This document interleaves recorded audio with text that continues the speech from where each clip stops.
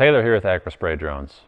One of the questions we get asked all the time is, what is RTK and do I need it to operate my sprayer drone?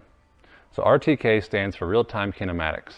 And long story short, it is just a satellite located on the ground. So this is a DJI RTK base station.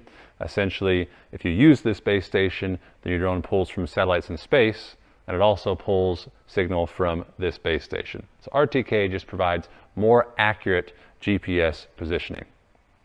So do you need it to operate your sprayer drone? Long story short, no.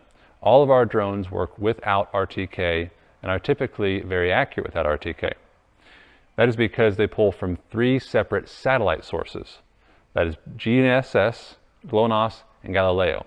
The T10, T30, and T40 will have between 18 and 29 satellites, is what we've seen, typically. And even 18 is plenty to keep very accurate satellite signal, even in areas where you might lose it with your current GPS technology on your tractor. These drones, we've never had them lose GPS signal.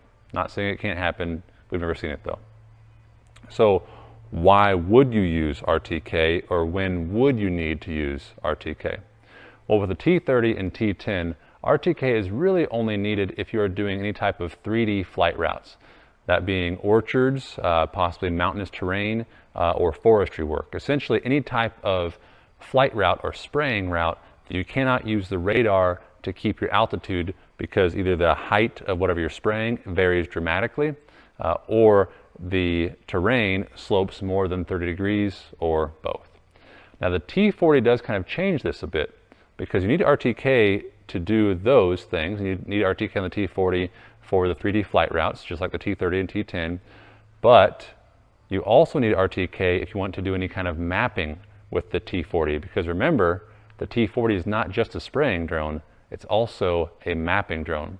So you can spray using the T40 and spread the T40 on farm fields, flat fields, hilly fields even, without RTK. But if you want to map with it, you have to use RTK. Let me show you what I mean. So this is a T40 remote, and on here we can see that we've got a route, and this route is not a spraying route, this is a mapping route. You see we can select the field area, or we can select a boundary route. And so this tells us over here is if we fly this route, it will take 70 pictures around the outside of the field, and it will stitch those together. Or this route, it will take 165 pictures across the entire field, and it will stitch those together.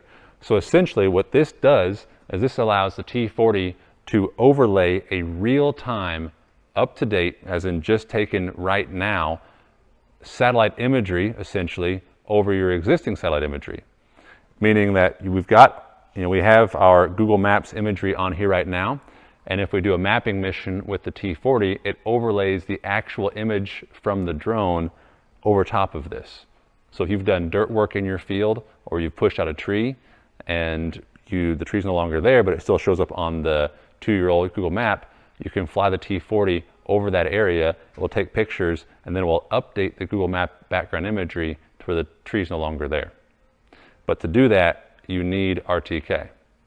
Now the boundary route, what the boundary route does is if you have a field that's surrounded by trees, then the drone, the T40, will actually fly around the outside of the field, take pictures as it goes around, and it will update the imagery around the outside of the field on the actual map that you're going to spray. That way you can see, okay, am I actually flying close enough to the trees, or am I flying too close to the trees? Versus just trying to rely on Google Maps to get that done for you. So the T40 could be a pretty big reason to get RTK. But again, you don't need it if you're not going to use the mapping function. I hope that answers your questions on why RTK is needed. Let us know if you have any more questions. Thanks.